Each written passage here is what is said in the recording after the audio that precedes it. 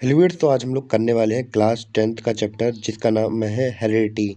तो ये हमारा चैप्टर नंबर 8 है बायोलॉजी का और स्टार्ट करते हैं अपना लेक्चर बिना किसी देरी के। तो हमने अपने पिछले चैप्टर या अपने पिछले वीडियो में बात की थी किसके बारे में, रिप्रोडक्शन के बारे में बात की थी। तो रिप्रोडक्शन में हम लोग देखते थे कि नए नए इंडिविजुअल फॉर्म होते थे, ठीक है। और ये हम लोग देखते थे कि these individual are similar to their parents, यानी कि कुछ हम लोग बात करें इंडिविजुअल अपने पेरेंट्स की तरह दिखते थे और कुछ कुछ में डिफरेंस देखने को मिलता था। और सेक्सुअल के अंदर हम लोग बात करें वेरिएशन थोड़े कम देखने को मिलते थे और सेक्सुअल के अंदर ज़्यादा देखने को मिलते हैं। तो भैया उस उन आज हम लोग इसीलिए हमारा पहला टॉपिक होने वाला है वो है वेरिएशन, क्योंकि भैया वेरिएशन से ही तो हमें पता चलेगा कि क्या होता है क्या नहीं होता है। तो हमारे चैप्टर के पहले वीडियो के अंदर ही हम लोग बात करेंगे अपने वेरिएशन के बारे में। तो क्या होता है वेरिएशन और कैसे अराइज होता है और इसके फ़ायदे नुकसान क्या होते हैं वेरिएशंस के, इनको हम लोग अपने पहले चैप्टर में सबसे पहले हेडिंग इन्हीं को सबसे पहले अच्छी तरीके से समझेंगे। तो सबसे पहले ये समझते हैं कि वेरिएशन होता क्या है। सबसे पहले हम लोग बात करें ये भैया डिफरेंसेस होते हैं किसी भी कैरेक्टरिस्टिक और ट्रेड के बीच में, किसी इंडिविजुअल के बीच में। हम लोग बात करें जब वो ट्रांसफ़र होते हैं कि किसी मतलब रिप्रोडक्शन के दौरान। और we see more variation during sexual reproduction as compare to asexual reproduction, यानी कि हम लोग बात करें कि हम लोग सेक्सुअल रिप्रोडक्शन में ज़्यादा वेरिएशन देखने को मिलता है as compare to asexual reproduction में। तो यानी कि हम लोग कह सकते हैं कि सेक्सुअल रिप्रोडक्शन के अंदर ज़्यादा वेरिएशन होता है और असेक्सुअल के अंदर कम वेरिएशन देखने को मिलता है। और पीछे हमने वीडियो देखा था भैया, पिछले चैप्टर में हम लोगों ने इसके बारे में बहुत डिटेल में डिस्कशन कर भी लिया था अपने चैप्टर 3 के अंदर। इनके पीछे का रीज़न क्या है कि भैया हमने सेक्सुअल के अंदर ज़्यादा वेरिएशन देखने को मिलते हैं, सेक्सुअल के अंदर क्या मिलते हैं, कम मिलते हैं। तो भैया हम लोग बात करें सेक्सुअल रिप्रोडक्शन के अंदर इन्वॉल्व होते हैं क्या, 2 पेरेंट्स इन्वॉल्व होते हैं, जिससे कि हम लोग बात करें ट्रांसफ़र ऑफ कैरेक्टरिस्टिक थोड़ा कॉम्प्लेक्स हो जाता है, थोड़ा बहुत ज़्यादा, थोड़ा नहीं ज़्यादा ही कॉम्प्लेक्स हो जाता है। और क्योंकि भैया असेक्सुअल में भैया सेम है तो भैया सेम डाल दो चले जाएगा, एक ही है भैया वही डाल दो। अब भैया अब जो हम लोग बात करें कि सेक्सुअल रिप्रोडक्शन होता है उसमें भैया कॉम्प्लिकेशन होता है। क्यों कॉम्प्लिकेशन होता है भैया, अब आधे कैरेक्टरिस्टिक मेल के जाने आधे फीमेल के जाने, तो ये कन्फ्यूजन हो जाती है, कॉम्प्लेक्स बहुत कॉम्प्लिकेटेड एक सिनेरियो बन जाता है। इस वजह से यहाँ पे हमें ज़्यादा वेरिएशन देखने को मिलते हैं। एग्जाम्पल के तौर पे अगर लेके देखते हैं तो भैया शुगर केन क्या होते हैं, शुगर केन के अंदर हमें देखने को मिलता है सेक्सुअल रिप्रोडक्शन मिलता है, तो भैया इनके अंदर लेस वेरिएशन देखने को मिलता है। तो भैया ज़्यादातर हमारे जो शुगर केन होते हैं वो बिल्कुल सिमिलर ही दिखते हैं, मतलब इनके अंदर कुछ कुछ वेरिएशन ही देखने को मिलता है। वही अगर हम लोग बात करें किसके बारे में, डॉग्स के बारे में, या फिर हम लोग बात करें सेक्सुअल रिप्रोडक्शन के बारे में, तो अगर डॉग्स की बात करें तो भैया डॉग्स के अंदर हम लोग सेक्सुअल रिप्रोडक्शन देखते हैं। इनके अंदर हमें ज़्यादा वेरिएशन देखने को मिलता है, क्यों? क्योंकि भैया इनके अंदर 2 पेरेंट्स इन्वॉल्व होते हैं, तो इनके अंदर हमें ज़्यादा वेरिएशन देखने को मिलता है, क्योंकि भैया इनके अंदर 2 पेरेंट्स इन्वॉल्व होते हैं। क्लियर है इतना? तो इसीलिए जब हम लोग रिप्रोडक्शन की बात करते हैं, तो जब रिप्रोडक्शन होता है तो भैया कैरेक्टर्स ट्रांसफ़र होते हैं एक जनरेशन से दूसरी जनरेशन के अंदर। और हम लोग देखते हैं कि कुछ हमें वेरिएशन भी देखने को मिलते हैं, राइज़ होते हैं जब रिप्रोडक्शन होता है किसी भी पेरेंट्स के बीच में, और वन वन जनरेशन से दूसरी जनरेशन में जब हम लोग बात करें कि कैरेक्टरिस्टिक ट्रांसफ़ॉर्म चले जाते हैं, तो भैया वेरिएशन हमें देखने को मिलता ही मिलता है। कन्फर्म होता है कि मिलना ही मिलना है, वेरिएशन होना ही होना है। और हम लोग बात करें कि भैया वेरिएशन जो हम लोगों को देखने में मतलब मिल रहे हैं, हमें वेरिएशन देखने को मिल रहे हैं, तो भैया जब वेरिएशन हमें देखने को मिल रहे हैं तो ये वेरिएशन क्यों देखने को मिल रहा है। अब हम लोगों ने पहले सेक्सुअल के बारे में बात कर ली थी भैया, इसमें 2 पेरेंट्स इन्वॉल्व थे। और अगर सेक्सुअल की बात की जाए तो हमने आपको पहले ही बता दिया, तो भैया 100% एक्यूरेट कॉपी नहीं होती हमारे डीएनए की, तो भैया इस वजह से हमें वेरिएशन देखने को मिलते हैं। और ये जो वेरिएशन हमें देखने को मिल रहे हैं ये बहुत ज़्यादा इंपॉर्टेंट है। क्यों इंपॉर्टेंट है इसको भी समझते हैं। तो ये आ गया रीज़न भैया, क्योंकि भैया ये वेरिएशन अगर ये क्या करते हैं किसी भी ऑर्गेनिज्म को सर्वाइव करने में हेल्प करते हैं। क्लाइमेटिक कंडीशन जैसी होती है और क्लाइमेटिक एंड बिहेवियर कंडीशन में हेल्प करते हैं उसको सर्वाइव करने के लिए। अब चलिए इसको एग्जांपल की मदद से समझते हैं कि कैसे कैसे वेरिएशंस हेल्प करते हैं ऑर्गेनिज्म को अलग अलग कंडीशंस में, या फिजिकल कंडीशन में या फिर बिहेवियर कंडीशंस में। तो इसको समझते हैं एग्जाम्पल की मदद से। तो हम लोग बात करें कि भैया को किसी भी हम लोग बात करें कि जैसे यहाँ पे एग्जाम्पल लिखा हुआ है। एग्जाम्पल हमारे पास क्या है कि हमारे पास 2 बैक्टीरिया हैं, ठीक है। एक के पास एबिलिटी आ गई कि भैया वो क्या कर सकता है, हीट के अंदर सर्वाइव कर सकता है वेरिएशन के दौरान, उसके मतलब वेरिएशन हुआ उसके अंदर वेरिएशन देखने को मिला, तो भैया इससे क्या हुआ कि उसको हीट झेलने की पावर मिल गई, ठीक है। और किसी दूसरे के पास भैया एबिलिटी है ही नहीं कि टॉलरेट करने की बैक्टीरिया को, कि भैया हीट में सर्वाइव कर सके वो। तो भैया होगा क्या कि भैया हीट वेव के ये जो बैक्टीरिया है ये हीट वेव में सर्वाइव कर लेगा खुद को, और जो दूसरा जिसके पास वेरिएशन देखने को नहीं मिला हमें, तो भैया उसके पास हीट टॉलरेट करने की एबिलिटी भी नहीं है, तो भैया वो सर्वाइव भी नहीं कर पाएगा हीट वेव में। जैसे ही हीट वेव आएगी तो वो खत्म हो जाएगा और उसकी प्रजाति खत्म हो जाएगी पूरी तरह से। अब हम लोग बात करेंगे हेरिडिटी के बारे में। तो हेरिडिटी बेसिकली हम लोग बात करें, क्या होता है, transfer of characteristic from parent to offspring, यानी कि पेरेंट्स के कैरेक्टरिस्टिक यानी कि कुछ उनकी प्रॉपर्टीज़ या उनके ट्रेड्स किसमें, उनके बच्चों में जाने को हम लोग क्या कह देते हैं, हेरिडिटी कह देते हैं।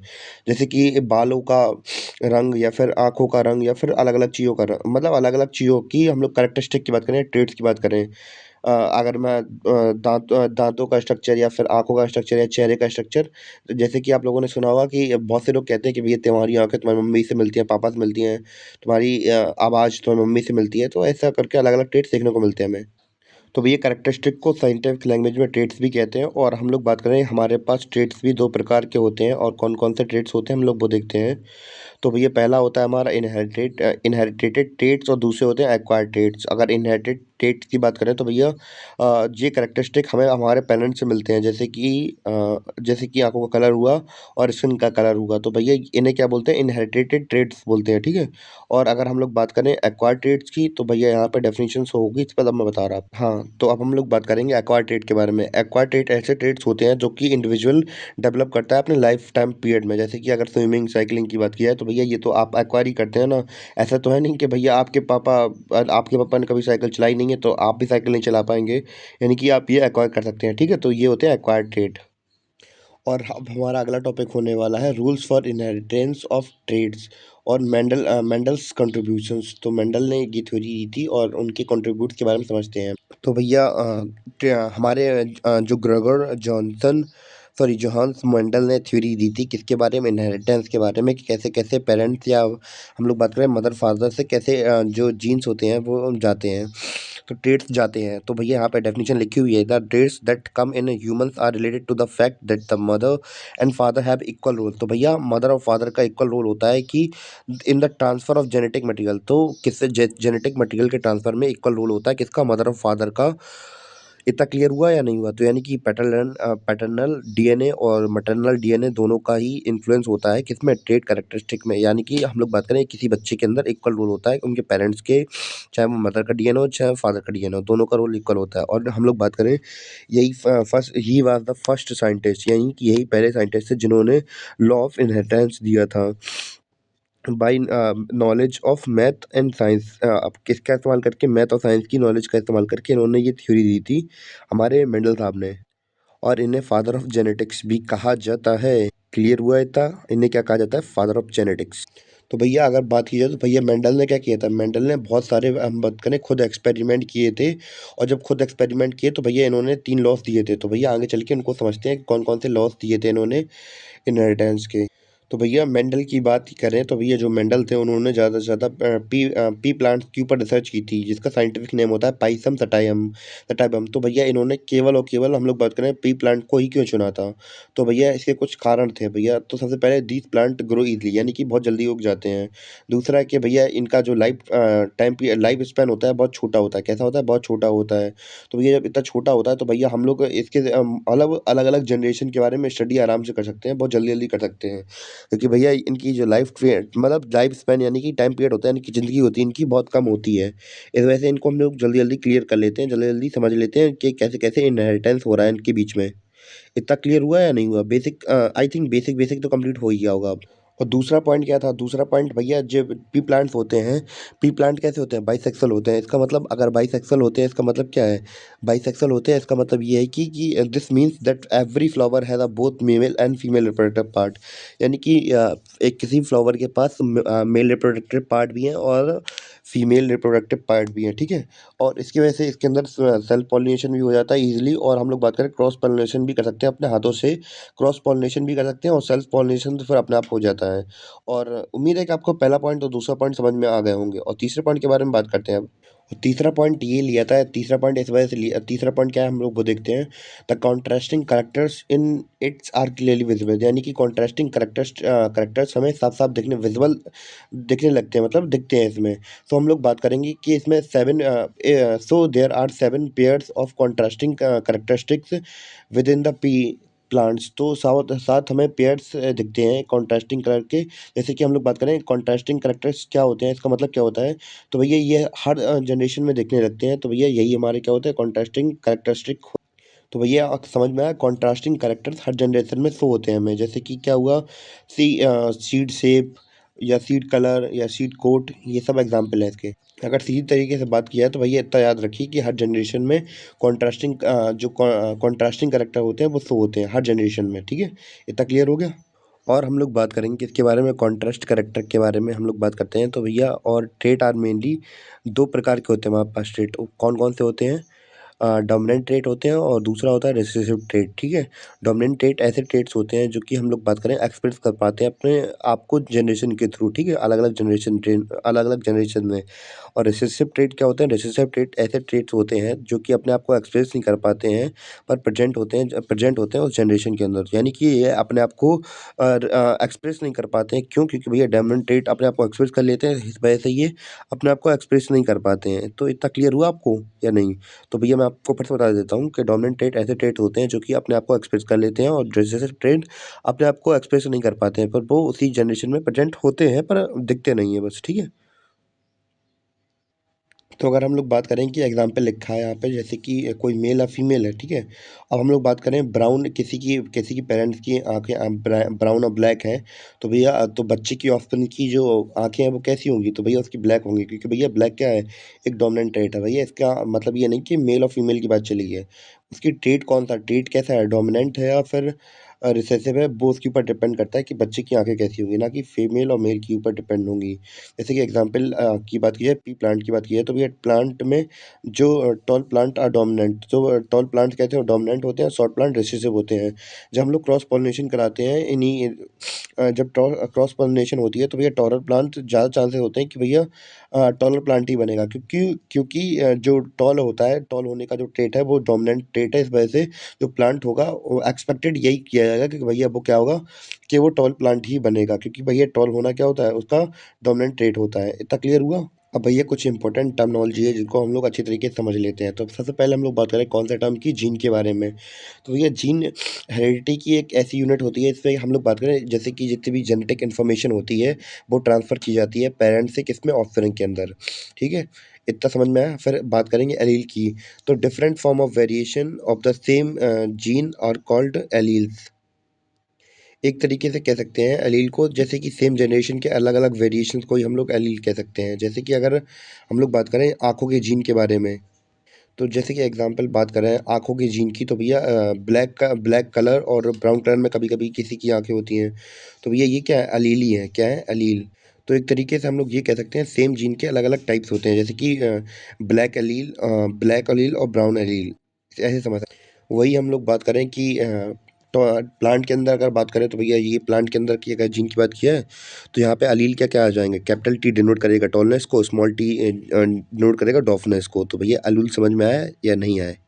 बाद में बात करेंगे फिनोटाइप के बारे में। तो भैया फिनोटाइप के बारे में हम लोग बात करें तो ये ऐसे कैरेक्टरिस्टिक होते हैं कि जो कि दिखाई देते हैं, ऑब्जर्वेबल होते हैं, जिन्हें हम लोग देख सकते हैं। जैसे कि एग्जांपल किसी का टॉलनेस, तो भैया देख सकते हैं कि कितना टॉल है, क्या डॉफनेस है, यानी कितना बौनापन है, राउंडनेस किसी चीज़ की, तो ये सब होते हैं फिनोटाइप के अंदर। इसके बाद बात करेंगे हम लोग जीनोटाइप के बारे में। तो फिनोटाइप के बाद जीनोटाइप के बारे में बात करते हैं। भैया genotype refer to the genes responsible, यानी कि भैया ऐसे जीन्स होते हैं जो कि रिस्पॉन्सिबल होते हैं कैरेक्टरिस्टिक ऑफ ऑर्गेनिज्म के लिए। फॉर एग्जांपल की बात करें कैपिटल टी स्मॉल टी। और हम लोग बात करेंगे अब दो कंडीशंस के बारे में ऑर्गेनिज्म के अंदर। तो अगर जीनोटाइप की बात करें तो अभी आगे चैप्टर आएगा तो और समझते चले जाएंगे हम लोग, मतलब बहुत अच्छी तरीके से समझ जाएंगे। तो इधर पर ज़्यादा कुछ है भी नहीं, तो मेन डेफिनेशन टर्मिनोलॉजी बतानी, तो टर्मिनोलॉजी के तौर पर ही बता दिया मैंने भी। और हम लोग बात करें दो कंडीशन की ऑर्गेनिज्म के बारे में, वो और देख लेते हैं। सबसे पहले होमोजाइगस और हेटेरोजाइगस के बारे में पढ़ेंगे हम लोग। तो होमोजाइगस की बात करें तो भैया होमोजाइगस ऐसे ऑर्गेनिज्म होते हैं जिनके अंदर हम लोग बात करें बोथ जीन्स प्रेजेंट रहते हैं, सेम टाइप के। तो भैया होमोजाइगस मैं फिर से बता देता है, इसमें सेम टाइप्स के हम लोग बात करें जीन्स रहते हैं। तो जैसे कि अगर एग्जांपल की बात करें तो जो हमें टॉलनेस टॉलनेस के जीन्स हम लोग बात करें, दोनों पेयर की बात कर रहे थे हम, तो भैया यहाँ पे टी दोनों मिल जाता है। ड्वार्फिज़्म में हमें स्मॉल टी मिल जाता है। और हेटेरोजीनियस ऐसे ऑर्गेनिज्म होते हैं जिनके अंदर दोनों प्रकार के जीन्स पाए जाते हैं, अलग-अलग प्रकार के जीन्स पाए जाते हैं, जैसे कि कैपिटल टी और स्मॉल टी, यानी कि कैपिटल टी टॉलनेस को रिप्रेजेंट कर रहा है और स्मॉल टी ड्वार्फिज़्म यानी कि बौनेपन को रिप्रेजेंट कर रहा है। तो भैया मैं फिर से बता देता हूँ, होमोजीनियस ऐसे जीन्स होते हैं इनके अंदर जो 2 अलग-अलग जीन्स हैं वो ये सेम टाइप के पाए जाते हैं। और हेटेरोजीनियस ऐसे जीन्स होते हैं जिसमें कि दोनों जीन्स अलग-अलग प्रकार के पाए जाते हैं। और होमोजीनियस की बात की जाए तो भैया इसके अंदर हमें दोनों जीन्स की बात करें तो ये दोनों कैपिटल के मिलेंगे और या फिर दोनों स्मॉल के मिलेंगे। और हेटेरोजीनियस में एक स्मॉल का मिलेगा, एक कैपिटल का मिलेगा। अगर दोनों जीन्स मतलब टॉल की बात कर रहे थे हम लोग, तो अगर मतलब सेम टी मिल रहे थे, यहाँ पे कैपिटल टी मिल रहे थे, तो भैया दोनों मतलब टॉल जीन्स ही हैं इसके अंदर। और ड्वार्फिज़्म की बात करें तो यहाँ पे स्मॉल टी मिलेंगे। वही हेटेरोजीनियस की बात करें तो भैया हेटेरोज़ाइगस की बात करें तो भैया यहाँ पे हमें एक कैपिटल मिलेगा, एक स्मॉल मिलेगा। यानी कि एक के अंदर टॉलनेस मतलब एक जीन्स टॉलनेस को रिप्रेजेंट कर रहा होगा, एक स्मॉल ड्वार्फिज़्म को रिप्रेजेंट कर रहा होगा। क्लियर है इतना? तो भैया जितनी चीज़ें आपको बताई, तो जब एक्सपेरिमेंट पढ़ते हैं तो भैया मेंडल के, तो भैया तब अच्छे तरीके से समझ में आता है। तो अब पहले एक्सपेरिमेंट समझते हैं, तभी इनको हम लोग और अच्छे तरीके से समझ में आएगा ये। तो मेंडल ने 2 क्रॉस किए थे भैया अपने एक्सपेरिमेंट के अंदर, जिन्हें हम लोग कहते हैं क्या, मोनोहाइब्रिड क्रॉस और डाई हाइब्रिड क्रॉस। ठीक है? इन दोनों को समझते हैं। पहले हम लोग पढ़ेंगे किसके बारे में? मोनोहाइब्रिड क्रॉस के बारे में। तो भैया मोनोहाइब्रिड क्रॉस के बारे में समझते हैं। तो भैया मोनोहाइब्रिड क्रॉस होती है किसमें? 2 पी प्लांट्स के बीच में होती है, वन कॉन्ट्रास्टिंग पेयर को लेकर।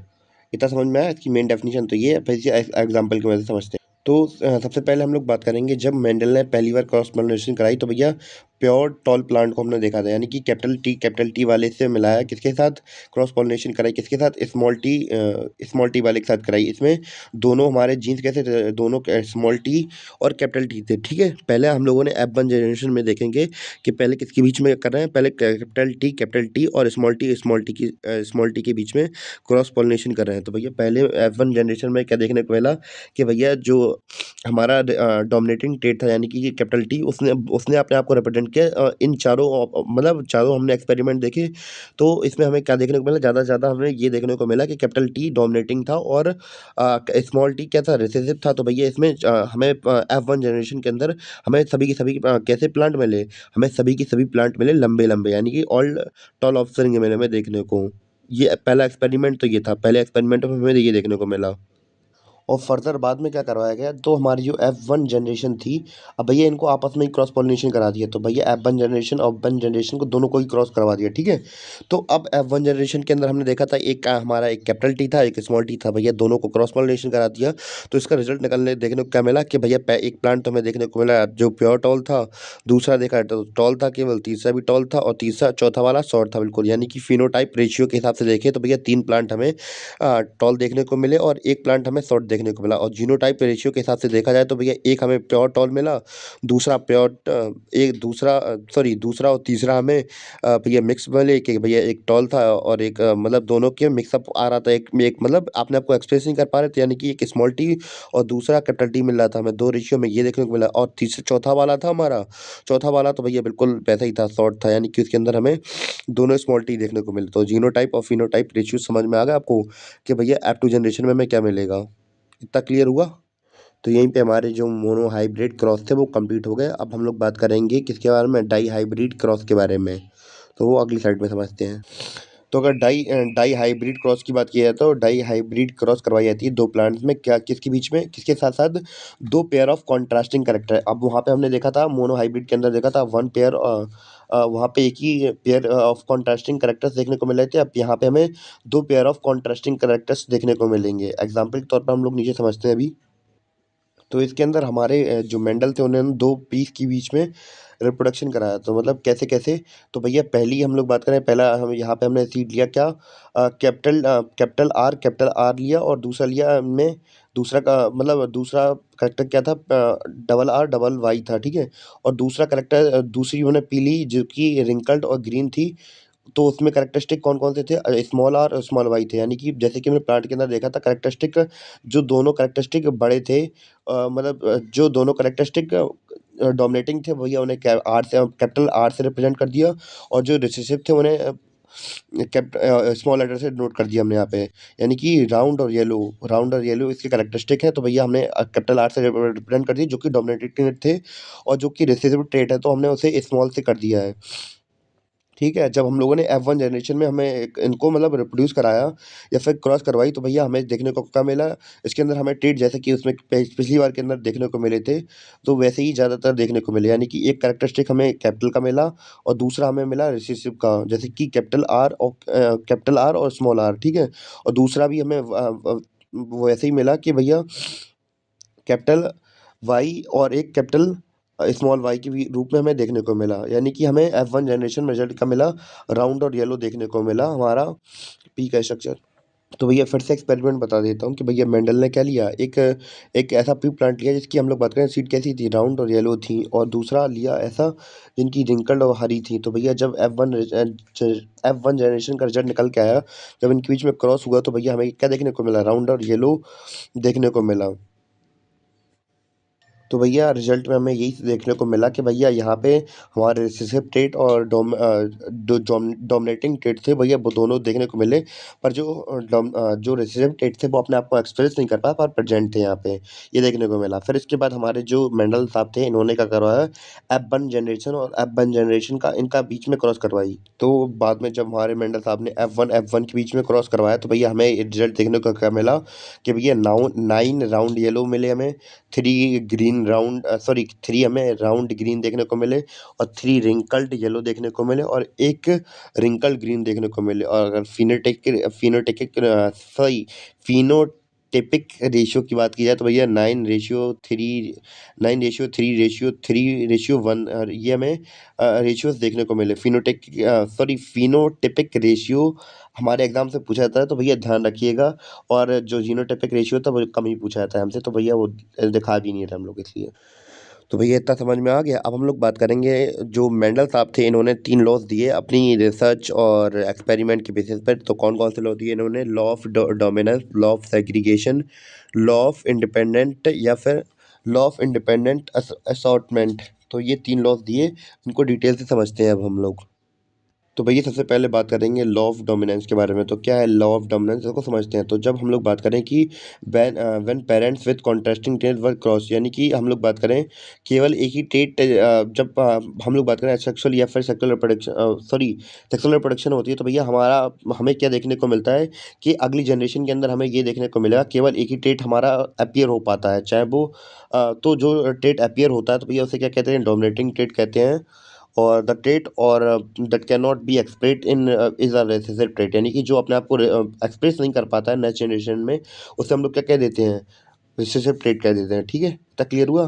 तो मैं दोबारा बता देता हूँ कि भैया जब पेरेंट्स के बीच में कॉन्ट्रास्टिंग ट्रेट्स क्रॉस होते हैं, तो भैया केवल एक ही ट्रेट अपीयर हो पाता है नेक्स्ट जनरेशन के अंदर, और वो ट्रेट होता है डोमिनेटिंग ट्रेट, और जो एक्सप्रेस नहीं कर पाता है अपने आप को वो होता है रिसेसिव ट्रेट। ठीक है, क्लियर हो गया हमारा लॉ ऑफ डोमिनेंस या नहीं। तो भैया आप बात करेंगे लॉ ऑफ सेग्रीगेशन की। तो भैया अगर लॉ ऑफ सेग्रीगेशन की बात किया है, during the gamete formation each gamete receive only one of the 2 gene copies present in a organism. इसको मतलब एक तरीके से ये कह सकते हैं कि जब गैमीट फॉर्मेशन होता है, तो भैया हम लोग बात करें 2 जीन्स में से एक ही एलील हमारा शो हो पाता है।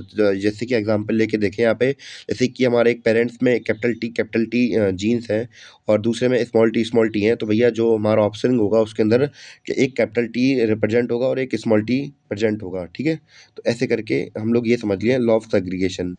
और तीसरा है भैया लॉ ऑफ इंडिपेंडेंस अथॉर्टमेंट, और alleles from different genes are sorted into gametes independently of each other.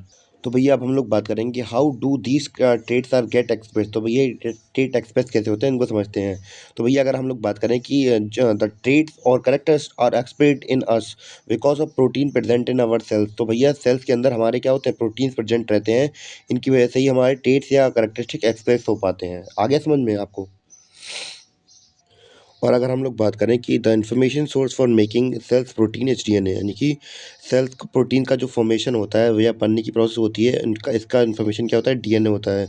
और the section with in DNA that provide information for protein is called jeans. अगर एग्जाम्पल की बात करें तो भैया the height of plant depend on the hormones of the plant, यानी कि जो प्लांट की हाइट होती है वो डिपेंड किस पे होती है, हार्मोन्स के मतलब प्लांट के हार्मोन्स के ऊपर डिपेंड होती है। और हार्मोन्स के अगर हम लोग हार्मोन्स की बात करें तो hormones of plant depend on efficiency, यानी कि किसी प्लांट की एफिशिएंसी के ऊपर डिपेंड होगा कि वो कितने हार्मोन रिलीज कर। अगर हम लोग कोई बात करें कि अगर प्लांट के अंदर अगर ज़्यादा हार्मोन रिलीज हो रहे हैं तो भैया उसकी हाइट बढ़ती है। अगर हार्मोन तो उसके अंदर ज़्यादा रिलीज नहीं हो रहे हैं, ग्रोथ हार्मोन रिलीज नहीं हो रहे हैं, तो उसकी जो हाइट है वो प्रॉपरली डेवलप नहीं हो पाएगी। इतना क्लियर हुआ आपको?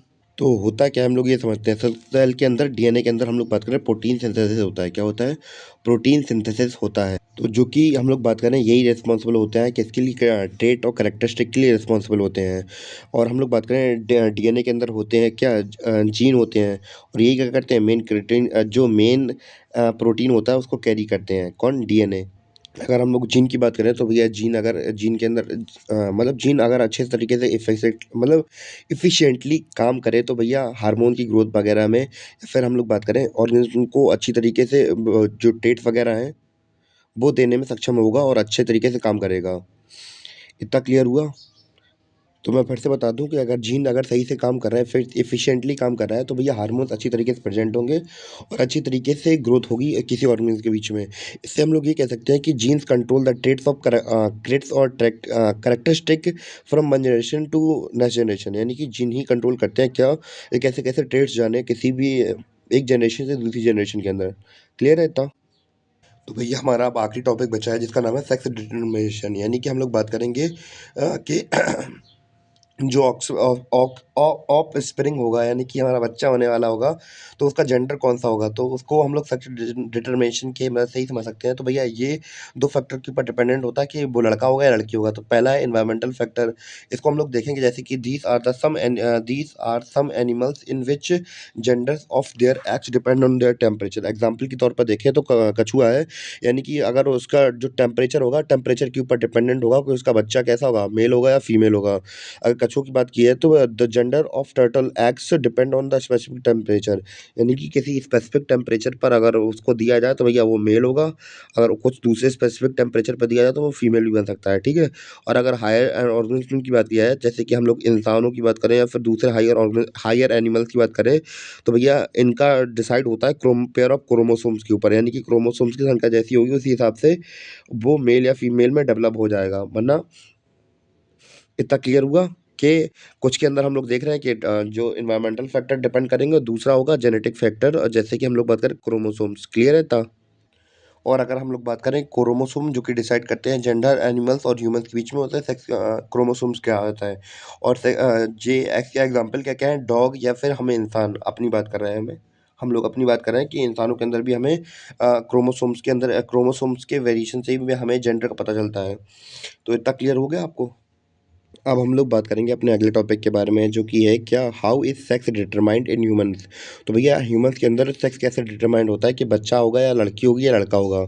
तो भैया तो अगर इंसानों की बात की है तो भैया इंसानों के अंदर ह्यूमंस के अंदर टोटल 46 क्रोमोसोम्स होते हैं। और अगर इन 46 की बात किया है तो भैया जितने भी क्रोमोसोम्स होते हैं ये पेयर्स में प्रेजेंट रहते हैं हमारे, और 23 पेयर्स प्रेजेंट रहते हैं हर इंसान के अंदर, ठीक है।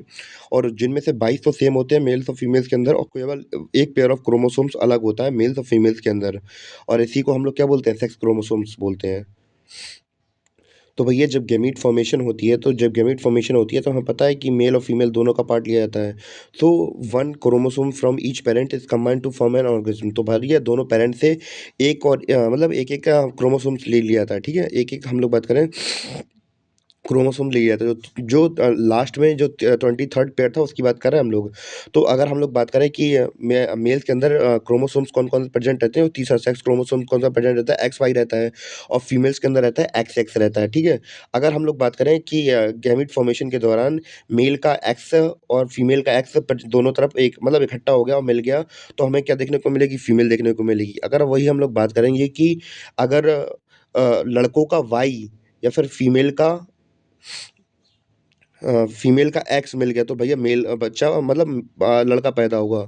तो इस तरह से हम लोग कह सकते हैं कि जो मेल्स होते हैं वो वही रिस्पॉन्सिबल होते हैं वाई क्रोमोसोम्स के लिए और वही मतलब डिपेंड करता है कि लड़का होगा या लड़की होगी। क्यों? क्योंकि भैया फीमेल्स के अंदर तो केवल और केवल एक्स क्रोमोसोम्स पाए जाते हैं और लड़कों के अंदर एक्स, वाई क्रोमोसोम्स दोनों पाए जाते हैं।